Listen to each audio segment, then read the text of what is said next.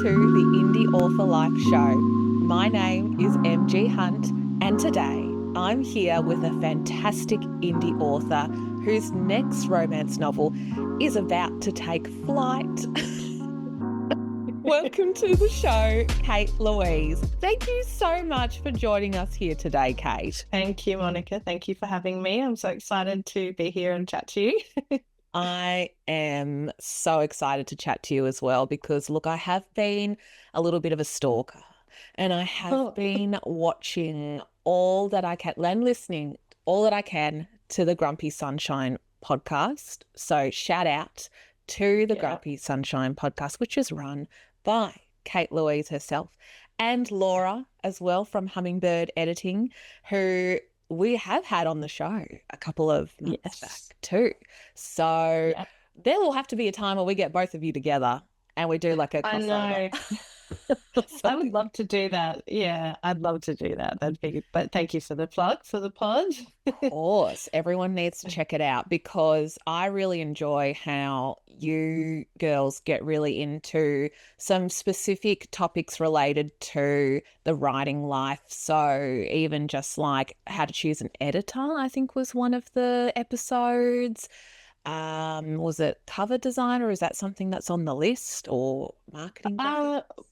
Yeah, we've had sort of what kind of covers, are the most popular. I think we did like cutesy verse models. Yeah. Yes. And we've spoken to Brittany Carson about artwork and because she's a fiend for artwork. So, but we've got a huge list of stuff that we would like to do. We just ran out of time, but we'll start again next year, as I'm sure you can understand. You and me both. Yeah. Like I was saying to people the other yesterday at the Sweet Love Book Fair that I was like, if I had like all the time in the world, I would love to do an episode for the Indie Author Life show like every week or almost like twice a week or something. But it is just not feasible because, as you know, so much work goes into not just the recording, but the more time is spent post for me. Editing, doing all that, and then also researching beforehand. So absolutely. It's definitely a lot more work than what you think it's going to be when you first start. Exactly. It is fun to yap. That's like the easiest part. It is, yeah, for sure. I know. Every time we finish an episode, we're like, oh, they were so cool. Like that was fun. Like it's very rewarding. As soon as you finish the app, you feel really happy about it. You do. I'm glad that you share that high. And even when I listen to every episode that you girls have done, I come away thinking, oh, that was so nice. I feel uplifted now. And I think it's good to have these kind of topics because it feels types of episodes which talk about specific, I guess, shared feelings and struggles, but also triumphs in the indie author space. So this stuff is very important to talk about. But focusing more on you today as an author, I would love to know all about you and your background. So whatever you would like to share with us, can you give us an insight into your background and where you grew up? Yes, absolutely. So I am a country girl originally. I'm from Rockhampton in central Queensland. So I'm an only child as well. So I lived on a cattle property with my parents until I was about 12 or so. And then I moved between the farm and Brisbane to go to school. Yeah. So I sort of lived between there for a little while. I played violin all the way through school. So I was quite musical.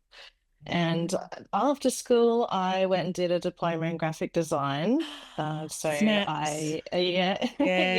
Yeah, sorry, I did that. But unfortunately, it was like around 2011, 2012 when like apps were just starting to come in and like more digital design. So I was more the print design. Yeah. So that helps me now, but trying to find work and that wasn't so easy. That's really hard as someone, I totally get it. And my diploma, like I did that finished it in 2019 for graphic design, and digital was the bread and butter So that's a big contrast to where we were in 2011. So yeah, I totally understand your pain. Yeah, so I was doing that on and off. I had a few design jobs, but they were either really bad pay or just free, internship sort of things. So I sort of had enough of that, started to work full time.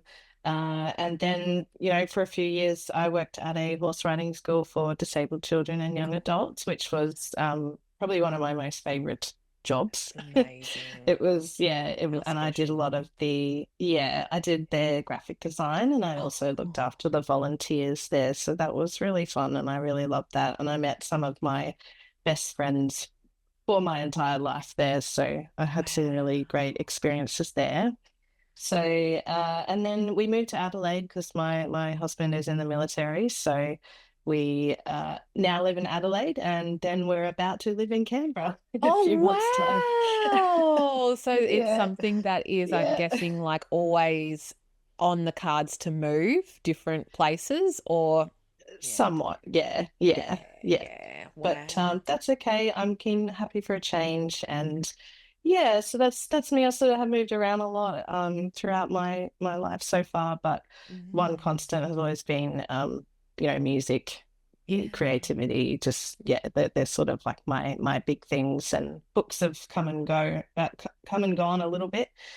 Just as they do, they kind of phase out, but definitely in a book stage now. Oh, yes, you're in your book era. That is for sure. Oh my goodness. I think creativity is something that flows naturally through your veins. I find that so fascinating that you also played violin from a young age.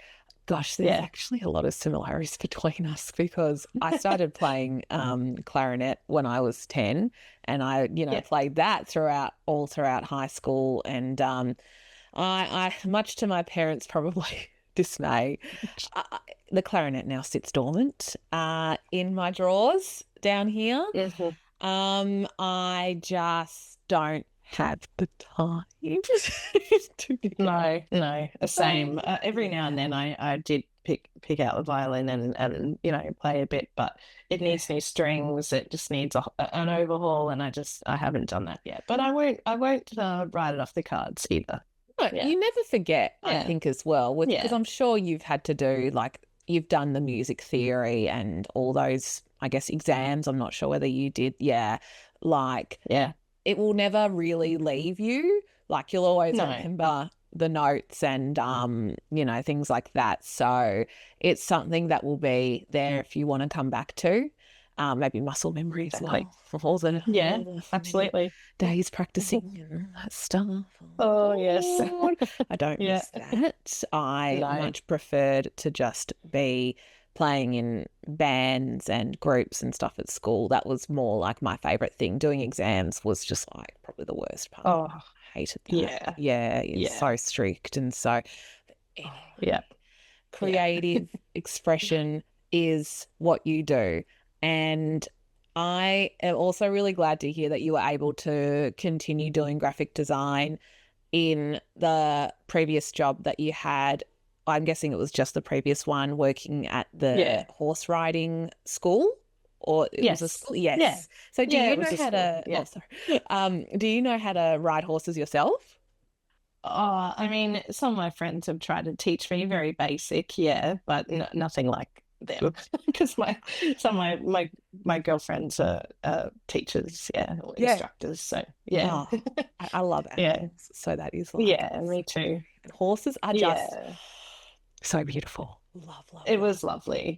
I go, just go for walks with them all in their lessons if I felt like going outside. It was great. That's the best. I think you have had and continue to have an amazing life, where you're fulfilling. You're fulfilling your passions and also finding new ways to express them, which is, I guess, in your era now about writing. So that leads me to asking you to share a little bit about what a day in your life looks like, or even a week, or however that might look like, and how writing and book-related stuff fits into your schedule. Yeah, well, I mean, I do work full time in the private sector, so I am working 5 days a week, 8 hours a day. But I do work from home a lot due to my chronic illnesses. I've had to adjust that a little bit, Mm. but I'm very lucky. My workplace is very understanding and very kind about my conditions. So Yeah. I'm lucky to sort of be quite flexible with that. Mm. But I guess a general day would be working. I get up around like 7. Oh, well, I start at 7:30, so I get up about 6. And then I just work from home. So, or I go into the office. So it's always nice to go have chat to people in the office. So I try and go in when I feel up to it. Yeah.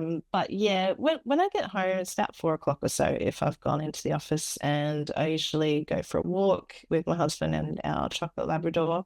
And then we just sort of do all the boring dinner things, getting cooking dinner and all that. And then usually from about, I don't know, 7:30-ish, I'll start doing some book stuff depending on what I'm doing. So Yes. I really don't put too long into it because I just can't really sustain it at the end of a work day.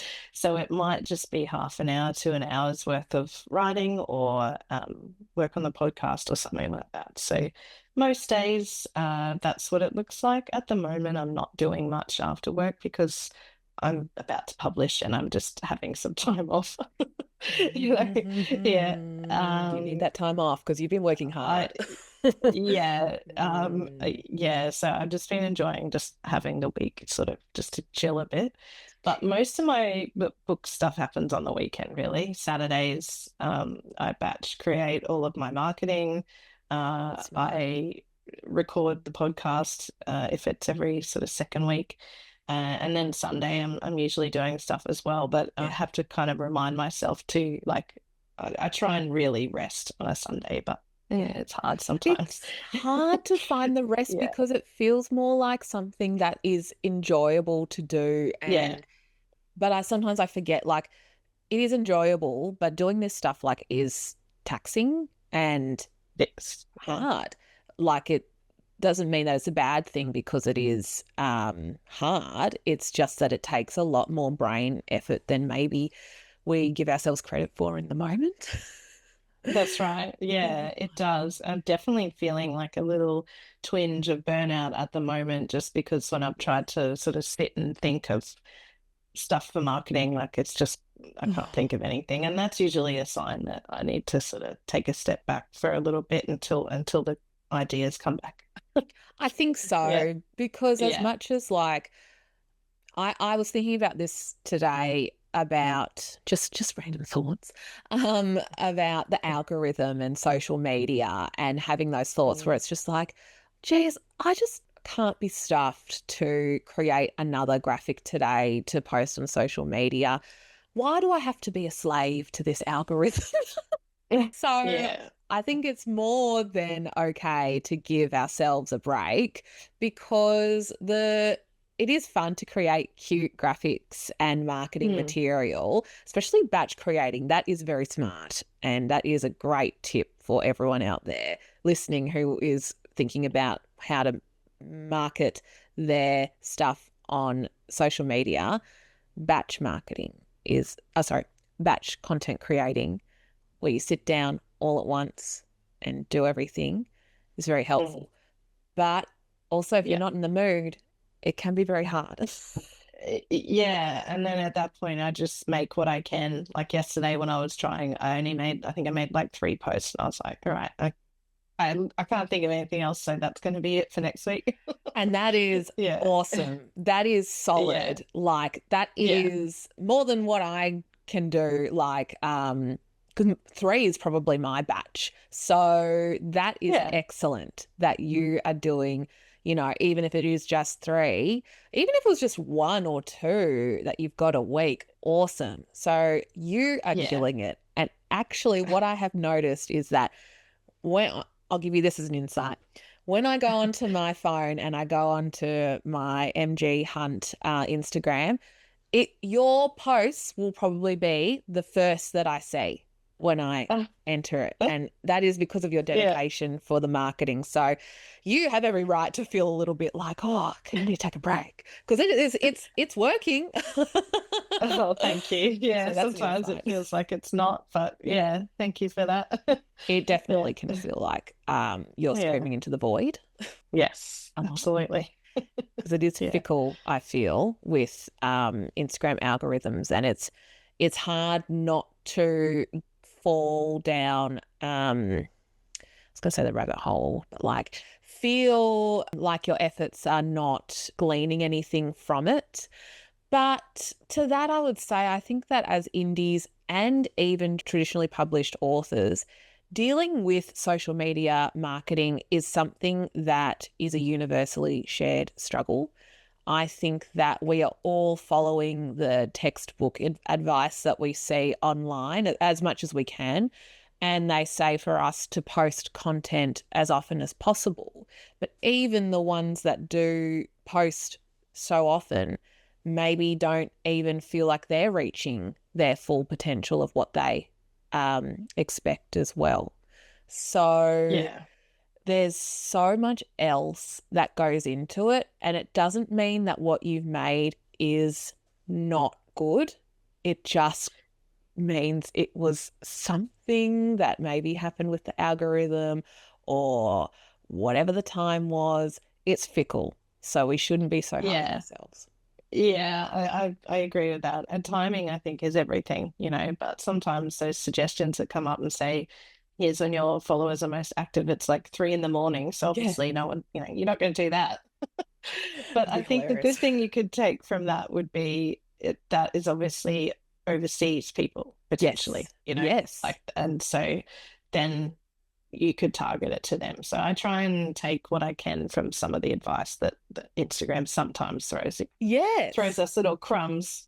It does. And whether that's because it's their inbuilt system to be like, this is what we think is good, but would that be the same for TikTok? I don't know. Probably not. Whatever. So as long as you're doing something, you are doing the most in a lot of ways. I agree. Yeah. Just do what you can. And I think, Kate, you're doing an excellent job with your marketing. So thank you. Everyone needs to check out Kate's Instagram in particular for how to market, particularly Wing Woman, which we'll get into soon enough. Yes. So I shall move into another question that I have, which is about what you find is perhaps the hardest part of writing versus the most enjoyable. So let me know your thoughts around that. Yeah, so I was having a good think about this one because I think for me the hardest part is probably getting those first few bits of feedback. Once you send to an alpha reader or however you do it, because you're in that writing bubble for so long, and you might send it to a couple of friends and they go, oh, that's, we love that or whatever. And you sort of think, okay, I'm good. And then you give it to someone to give you feedback and they give you honest feedback, which is exactly what you need. Yes. But I am very sensitive and I still need to learn how to take that feedback better. So I find that the hardest for me, I think, is just those first few little bits of feedback that are constructive and needed. But that definitely bursts that little romantic bubble you've had with yourself, writing. Yeah. So that's something I definitely find the hardest. So relatable. Yeah. Do you find that as well? Oh God, yeah. Well, I'm even like, even before it gets to the point of, how do I put this? I think I'm critiquing myself throughout the entire manuscript. So when it gets to the point where I do receive feedback, I'm already probably in that mindset of going like, I knew it. Oh yeah, no, it's not good. I already knew, not good. And then you just like stay in that kind of depressive. Oh, yeah. But there is a part where like, I think what I have to do when I am writing is hold on, like, before I get to the editing part and sending it off for honest feedback. I have to Yeah. hold on to the bubble. I have to hold on to Mm. that happiness bubble because at the end of the day, where I am right now with this manuscript, it is just me and the words. So that is just between us. There isn't no person there besides me telling me, oh, it's bad. This is not going to be good and all that stuff. No, take that little voice out and just enjoy the creative expression of writing, which is probably, I'm guessing, something on your enjoyable part of it as well, I guess. Yeah, I do have that. I guess I have more about the creative flow, like when I'm writing or if I get a fresh idea and I write it down. Like Oh, I yeah. recently I got an idea for like book 4. I think it's going to be book 4, and I wrote the entire outline in like 2 weeks, and it was like 30,000 words in an outline, which was like, I've never done that before. I've tried to write outlines for my other books, but I just got to a certain point and was like, oh, I don't know, I'm just Yeah. going to start writing it, you know. Yeah. But this one I got all the way through to the end, which was Wow. insane. Yeah. That is So awesome. yeah. So I've been in the flow with that one, and I guess that's one of my favorite things. Like you sit down to write and it's, 5 o'clock in the hour or something, and then it's 8 o'clock and you're like, what the hell? Where did that come Yeah, from? yeah. So I love to experience that creative flow, because that, even with the other creative things that I've done in my life, I never quite felt that before. So that's when I know that this is definitely like my Yeah. thing. Yeah. I love Yeah. that. I think that Yeah. is so meant to be. As you probably, I think so. I don't know whether you know too much about my ethos and things like that, but I truly do believe that books and ideas that are given to you are meant to be written by you, through you. And so when that, I guess, voice or inspiration clicks and you just go straight to the keyboard and just get it out, there is probably no greater feeling because it feels so like right. I don't know whether you resonate with that, but I do. Yeah, it does. Yeah, it does. And I think at that point, you don't get too caught up on any of the finer details, just so long as the idea is out of your head, and then you can mold it into what you need it to be. So I think that's the least pressure you can feel writing, is just getting those ideas out. The least pressure, because it should be like that when we create. Yeah. It should be without like inhibitions and for the sake of getting it out there. And I know that sounds so wishy-washy to be like, you just have to dance like no one's watching and all that. But it's true though. It's true. It is true. Yeah. Like, it's true. That's how we start to do this stuff. That's right. There's plenty of time to critique yourself later. Plenty of time to read over it and hate it. Yeah. That comes later. That's fine. Yeah. We'll leave that for the others to do that. Exactly. But it is something that probably comes with experience too.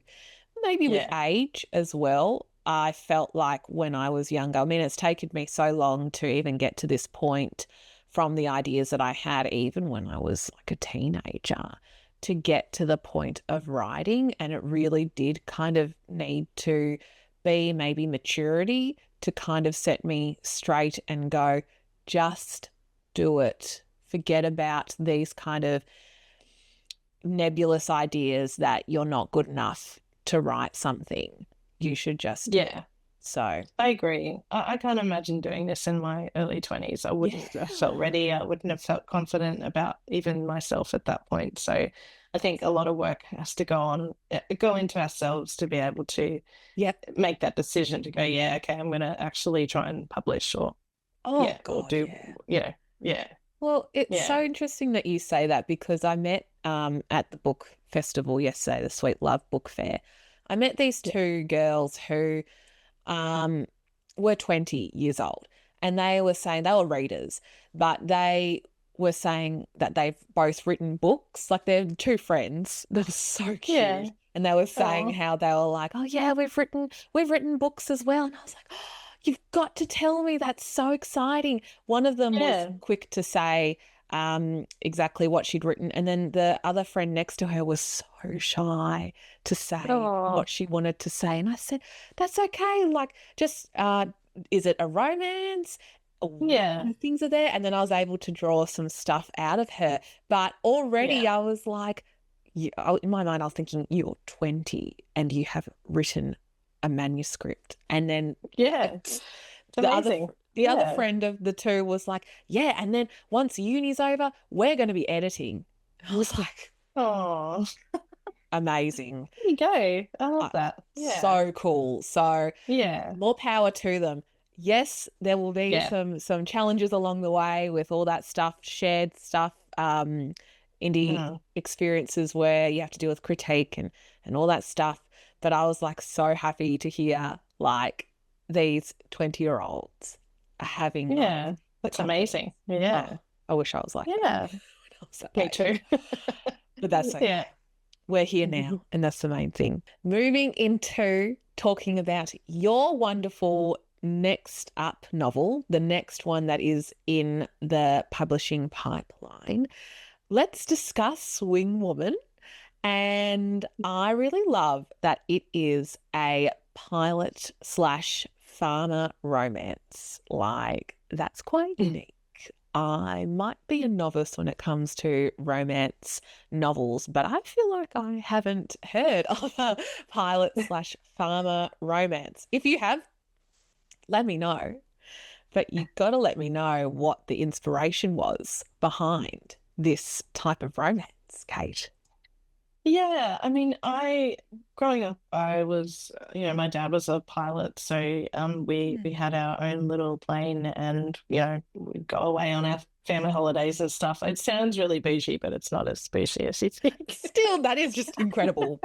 I love that. Yeah, So awesome. I grew up around planes. So I've always loved them. And I guess I didn't really plan to really write about the plane aspect, but I was just brainstorming one day that I wanted to have a story where um a female rescues the guy, just to flip that on its head a little bit. And he's more than happy to be rescued, right? I wanted him to be, yeah, you rescue me, I'm good with that. So Yeah, I wanted that to be the base of the story.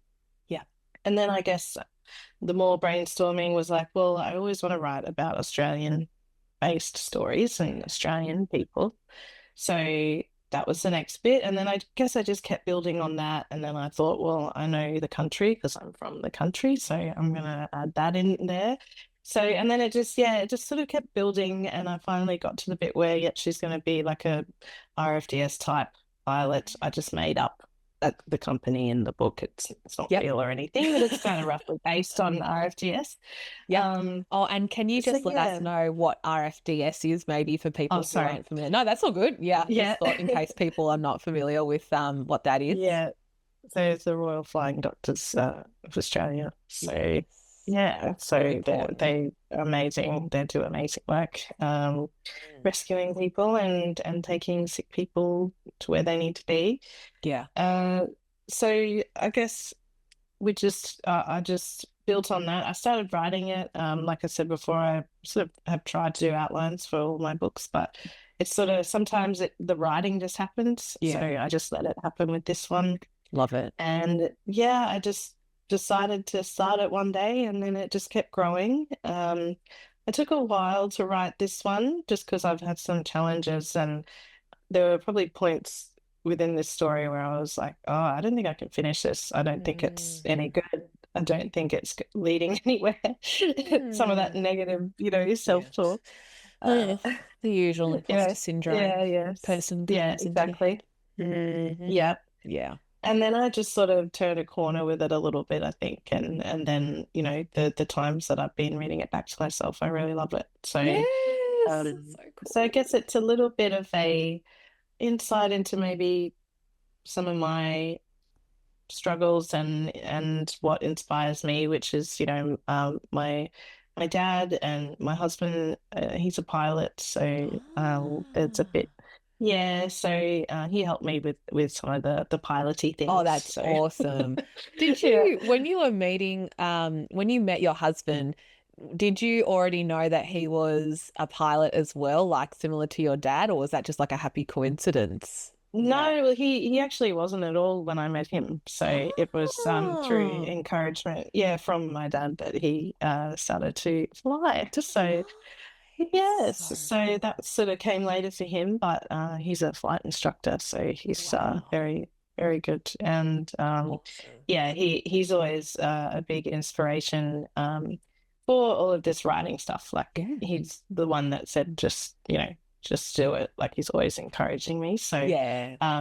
the flying aspect of it, I guess, is a little bit um for him as well. So Oh, I love that. yeah, but really the inspiration I think was just to write something a little different that there's a few themes of grief in there. Mm. Charlie, the main character, he has to overcome a lot of grief, Yeah. and he has to sort of face a few things because he has a helicopter crash and that's how they meet. So he's got Mm. a lot of trauma that he's trying to work through. So they have a few obstacles in their way.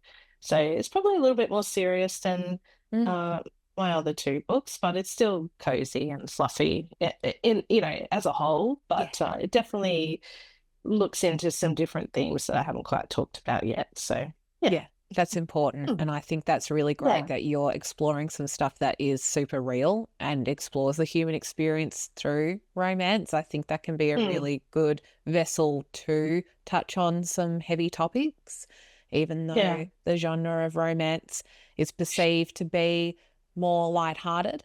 But Yeah. really, it's important to talk about, all the imperfections that come with two people coming together and Exactly. Yeah. how you can Yeah. overcome.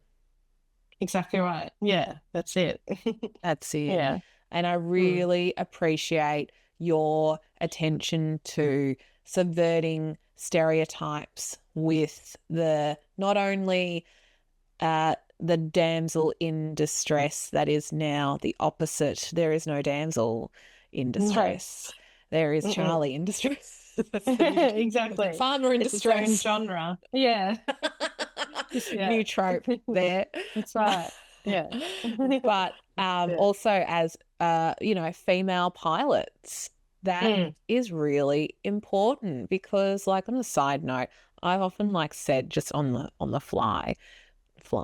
Um, I would love to be a pilot. I love driving. So I was like, I just feel like there in another lifetime, maybe that would be something that I would do because the idea of Yeah. traveling on a plane, like I'm not really the best, like, what do you call it? Sitting in economy as a passenger. I'm just like, No. No, that's fair enough. I was like, Yeah. I want to be the one driving this thing. I want to be the one, sitting up there Yeah. looking at the clouds. So Yeah. I love Yeah. that. So Yeah. that's what excites me about your book, to live out. Yeah, I love it too. I mean, Yeah. since my dad passed, I hadn't been in planes a lot like I used to be when I was younger, but I have gone up with my husband a couple of times, and that's always been nice. It feels like a little sort of nod to my childhood a little bit, just going Yeah. for a nice fly for whatever reason. So yeah, Yeah. it's I get it. Yeah, I get that, and I love seeing more women sort of coming into aviation as well because it Yes. takes a lot to Yep. get to that point. So, A lot of yeah, work. yeah, Yeah. yeah, Dealing in a male dominated industry is yeah, never easy. exactly. And I think the more that we can subvert stereotypes, especially in romance novels, which kind of can be, and maybe this is just a personal opinion, but I feel like they are probably the most stereotypical out of all the genres they can be. Strict Yeah, contemporary romance, yeah. subverting stereotypes is incredibly important. So I applaud you for doing that, Kate. That's really Oh, important thank to you. have that. Yeah, Yeah. I agree. Mm. That to some degree the story will be a little bit predictable, right? Because it Hmm. is romance and Hmm. it's not advertised as something that has a dark ending or anything like that. Yeah, But sure. I think there's no reason why we can't, fight some of those stereotypes along the way. That Yeah. exactly well said. There's no reason to not include the character in this role or make her have this occupation. I think that Mm, when I approach My writing as well, but in my graphic design practice for designing characters and all that kind of stuff, I do try to think, well, why not have this particular person exhibiting this role? Why not do that? Yeah. There's no reason not to, truly. Exactly. Yeah. And I think that's one of the beauties about self-publishing as well. You know, it is up to you and you can do what you want. And so that's, you know, I think it's much more powerful to be able to explore what you want to explore and be able to put that out in the world rather than have somebody else go, oh, well, actually that doesn't suit, you know. Yeah, will it sell? Yeah. No. Exactly. Which is the best thing. And you never know what young girl might pick this up. Well, I know, like within the age range of who the book is dedicated a young to. girl over 18. Yes. That's right. Who's just starting their university. What do I do? This is cool to read about something maybe I'm interested in aviation. Yeah, well, that would be amazing. It would be. Absolutely. But the more books that are out there that give that opportunity, like the old saying, you cannot be what you cannot see in media. Yeah, that's right. Like that. So, yeah, absolutely. This is awesome. So it very much deserves to be something that is like a reference point for breaking stereotypes, Wing Woman. Thank you. Yeah. Absolutely. So, comparing Wing Woman to some of your previous publications. So, for example, we've got Side Stage, which is a musician-themed romance. Is that right? Yeah. Yeah, rock star romance. Oh, rock star, yes. Very cute. We love that. And we've got Jumpstart, which is racing, car racing. Yeah, it's a GT racing, so the GT World Challenge Championship. Yeah. Yes. Yeah. So we've got those under your belt. Yes. I'm wondering, what are some similar themes that appear in those previous publications? Maybe also you can talk about maybe some different themes as well, and how does it compare to Wing Woman, in your opinion? Yeah, so I guess some of the similarities are that the characters all learn to improve themselves in some way along the way. And they don't necessarily need each other to be better. They just end up together, but they're on their own path still. And I think that's important in what I want to write. I still want to write people who are their own person, who fell in love with something, that happened to just fall in love with someone. Because in my life, you know, we are our own people, but we are there for each other, you know. So I love that kind of, that encapsulates to me a healthy relationship. And I like to explore that in my stories. So I think that would be they coexist, but they support each other in their lives. So that's, I think, throughout all three of my books and other work in progresses. And then I guess the differences would be more in Wing Woman. I am, like I mentioned before, discussing grief and things that are a little bit heavier, whereas in Side Stage, that, you know, I was very green when I wrote that. So I was I didn't want to try and write too much spice. I didn't want to do too much. I just wanted it to be an easy read, and I guess I didn't really delve too much into anything too heavy with that one. And then I was getting a little bit more confident with Jumpstart. So in that, again, they're all specifically the challenges to the people in those worlds, you know, like being the partner of a singer or a race car driver would be hard in many aspects, I think. Oh yeah, totally. You know. But yes, I guess that's the differences. This one really is quite unique in what I talk about and how I talk about it, as opposed to how I have in the past. Yeah. Very interesting. So it's kind of progressively getting more, maybe dark, probably isn't the word, but becoming a little bit more like you're making a concerted effort to talk about serious themes more. Wing Woman, not like probably what you wrote about in like Side Stage, for example, didn't have Yeah. serious themes, but as you No. probably preferred to start off with, keeping it a little bit on like the enjoyable part.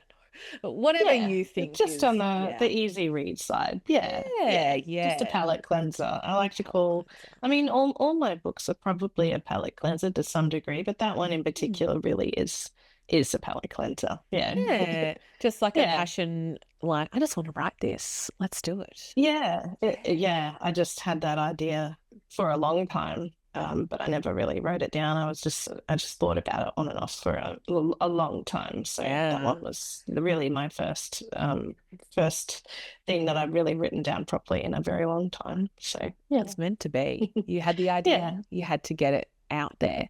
So, Hmm. was there any particular media that inspired your romance novels that you've written? Say, for example, all I can think of when I thought of Jumpstart, and this is probably completely wrong because I don't know the ins and outs of car racing, but I thought of that Netflix Yeah. show, is it Drive to Survive?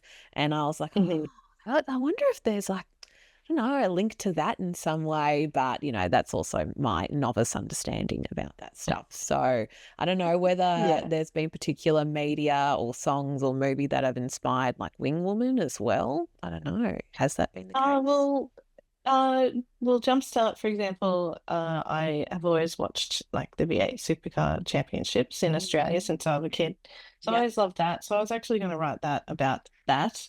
And I started to comment on reels and things in that space. And, you know, some of the comments were like, don't quit your day job, little girl. Like, get out of this space. What are you doing in here? So I was sort of like, you know what, if I'm going to be commenting and trying to engage with this niche, I don't feel like dealing with that. So I changed it No. to GT racing. Yeah, which actually I preferred in the end because it was a much safer space to engage in, and it was a lot funner to watch those races in more detail and learn something new about that. So that's sort of Interesting. where that came from. Cool. And then Wing Woman, not so much anything in particular. I guess Paperback Hero was one of my favorite movies when I was a kid. So I guess the female pilot aspect, maybe a little bit from that. But apart from that, nothing really. No, more I from just had the your life. idea, really. Yeah, just from my life. Yeah, Yeah, yeah. I love that. So, Going back yeah. to if you have any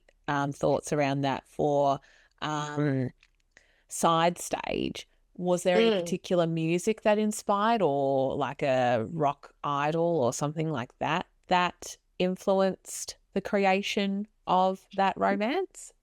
I think really for that one was more, I was thinking about like what it would feel like to be the partner of someone that was traveling like that. Yeah. And Vaughn, who is the male lead in that book, he is an amalgamation of all of my favorite singers Love in that.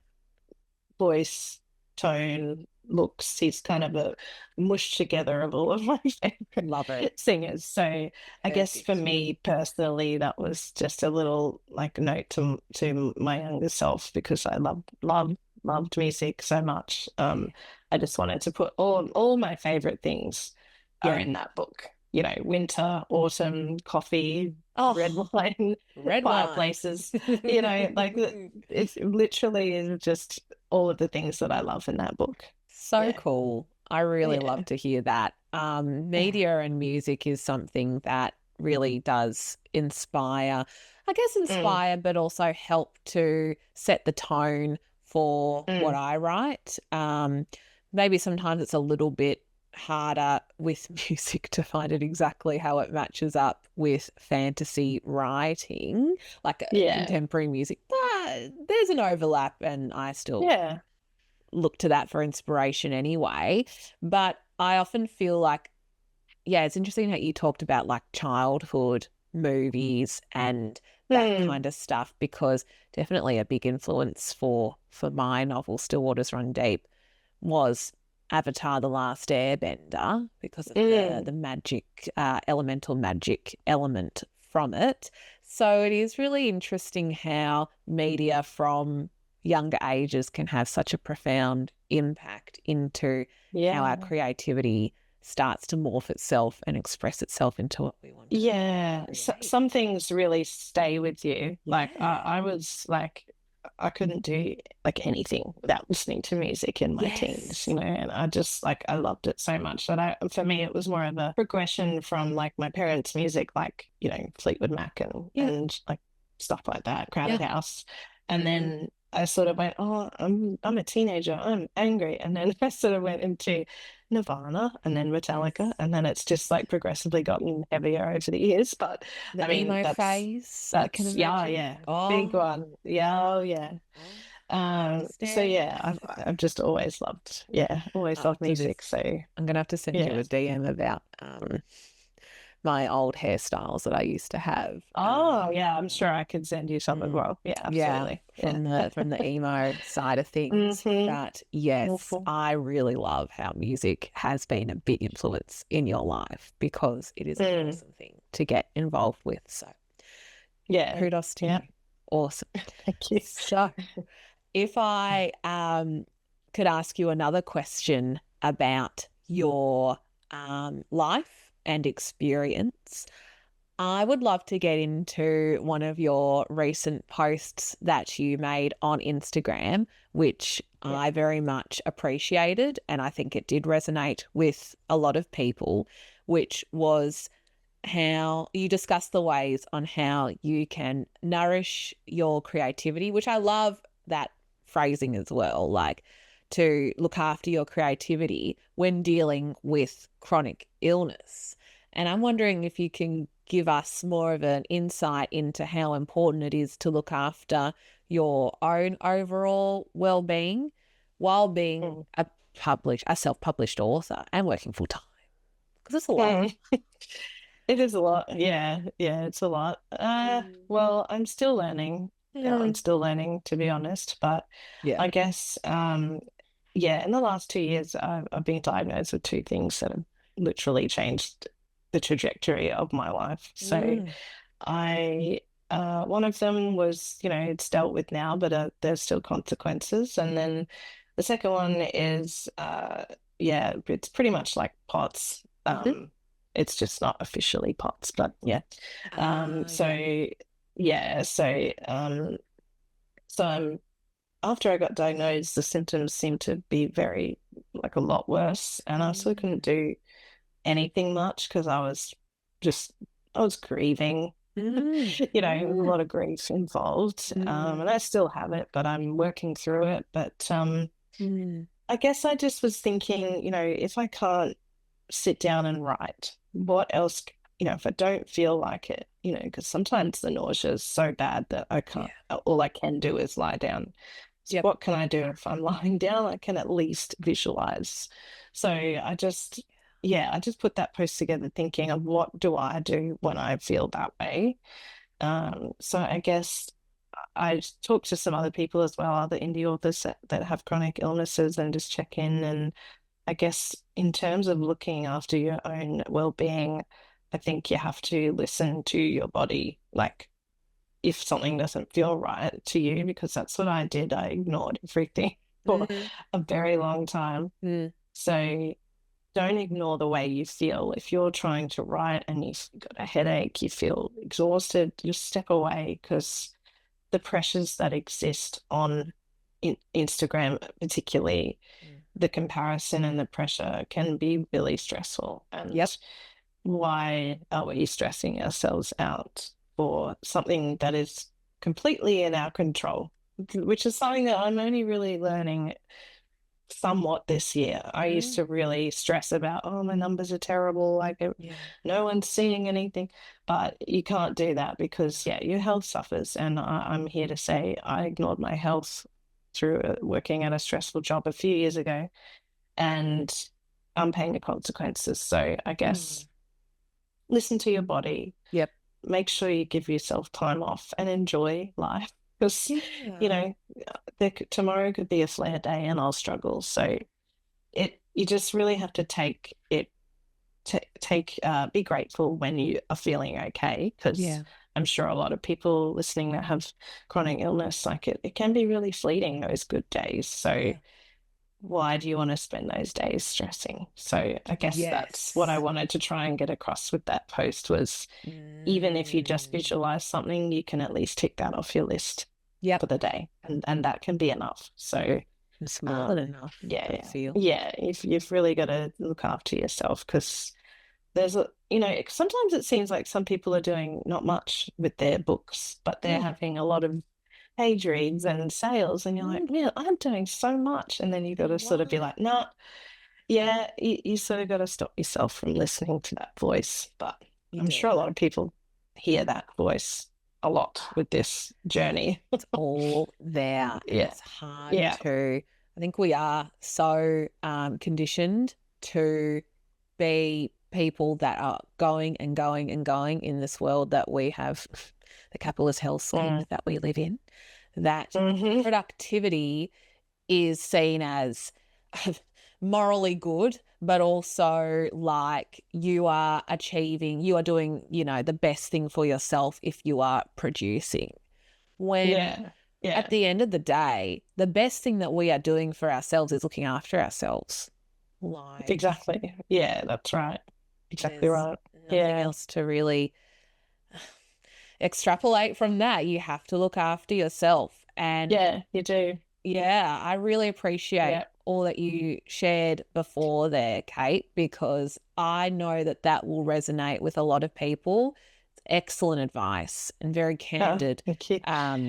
It's very candid of you to open up and share that. So I really appreciate that. Previously in my health journey, I did deal with insomnia for a lot of my life, and thankfully, I'm on that's bad. Yeah, on the good now. Good. Many years of doing that. So all I could do was lie and think and all that stuff. Exactly. So what you talk about it was so helpful for me looking at that. I was like, yes, love it. Because we need to stop equating what we put out publicly as being more worthy than the work that's put behind it. And at the end of the day, it should be an enjoyable experience for us to create. Yeah, exactly. In theory. Yeah. In theory, to some degree. Yeah. Some degree. Because as you said, a flare-up could happen. Yeah. And then you go, if I am feeling good, I want to make it an enjoyable experience for myself in any way, shape or form. So forget about the small stuff. And I think sometimes people that have been through hell and back do not sweat the small stuff as much as others. So you hate that an experience like that does that to people, but it's one thing to take from it is that we are here and now to enjoy ourselves. Yeah, that's right. Exactly right. Yeah. Oh my gosh. Thank you for sharing all that, Kate. I really appreciate it. It's awesome to hear that experience. So I should start to wrap this wonderful chat up because I need to let you get back to your day and I will stop yapping. So you're just too good at yapping. I'm too good at yapping. You all, better watch out when you're on the chat next. Everyone watching, watch out. Where can people find you on social media? And also, where can people purchase your books? Yes. So social media, I'm Kate_Louise_author. And you can also find me and Laura, my editor, at the Grumpy Sunshine podcast. It's all one word. So we're both there. And then my books, you can get them, you can get all the paperbacks except for Side Stage will be on Amazon. And ebooks, of course, on Amazon as well. But Side Stage you buy just straight through me, just the way it worked out. But also through my website, you'll be able to get all 3 books in the next couple of weeks. So that's KateLouiseAuthor.com. Yep. So yeah, that's where you can find me. Perfect. And Yeah. the release date for Wing Woman, remind me what that date is again. 27th of October. Mark it in your calendars. Mark Yeah. that, because it's going to be exciting. And like anyone who reads it, like please message me, because I just love talking about my characters with people. I love it. It's great. Please do. You heard it Yeah. here. Reach out to Kate. She won't shy from DMs. No way. Oh, I'm so excited for you. And finally, also, I was going to ask, are you going to be in any in-person events in the future? Maybe next year? No, probably not. Not just because I'm trying to work through what my energy levels are. And I think, because I was going to be in Sweet Love, and I was going to be in a romantic adventure, but unfortunately I had to pull out of both, which was really upsetting, but it's just what's best for me at the moment. But I hope so in the future. Yes. I think in the future we will see you at some in-person events, but no problem at all, because you're online. So I am. You're probably too much. Aren't we all? Oh my God. Yeah. We've got you on Instagram and your website. Do you have Threads? Yes. Is that one of them as well? I did, but I got rid of it because I was just sick of the negativity on there, to be honest. So I just deleted it. Yeah, it was too much. Yeah, every time you open it, there's some drama on there. Yeah. Because it's like a text-based social media forum as well. It just feels like everyone's just got their 2 cents, and you're like, where's the nuance? Exactly right. Anyway. Exactly. So those are the major ones that people can contact you through: Instagram and your website, which then would lead you to your email. So exactly right. Yes. And the Grumpy Sunshine podcast. Yep. After you've listened to this episode, please go over to Grumpy Sunshine podcast and binge all their episodes, or start binging their episodes and then listen to this one, please. Got to listen to both, because there's lots of information. Do both. Yep. There's lots of important information over on the Grumpy Sunshine podcast related to the author journey, and even for readers as well. You find some wonderful interviews with some maybe of your favourite authors too. Yeah. So you're doing an amazing job, Kate. I'm very inspired by all you do. Oh, truly. Thank you. For someone who, if I was to write a romance novel, I would want to emulate what you're doing, because subverting stereotypes is very important to me. So I'm very impressed with what you're doing.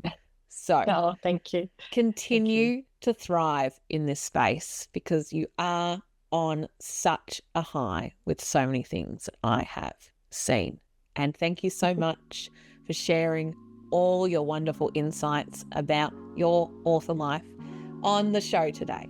Thank you. Thank you. Thank you for having me.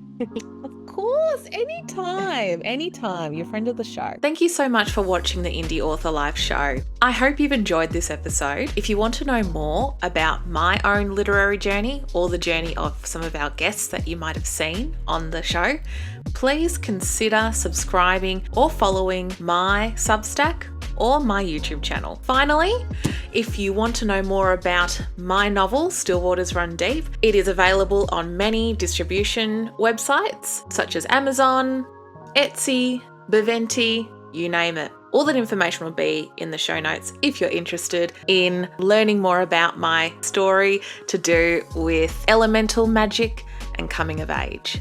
Take care, everyone, and see you in the next episode.